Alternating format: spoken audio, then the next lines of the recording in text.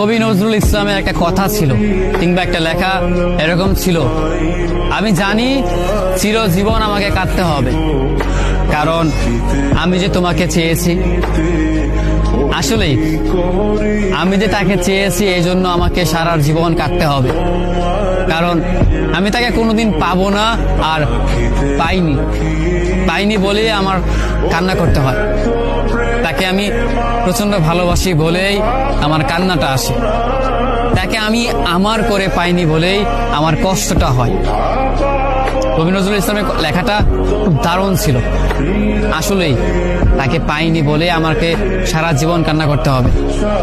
যদি সে আমার এই ভালোবাসাটা বুঝতো, আমার এই অসীম ভালোবাসাটা বুঝে আমাকে একটু বলতো যে আমি অন্যদের মতো কখনোই তোমাকে ছেড়ে যাব না, তাহলে বিশ্বাস করুন পৃথিবীতে হয়তো আমার চাইতে সুখী মানুষ আর কেউ হতে পারতো না।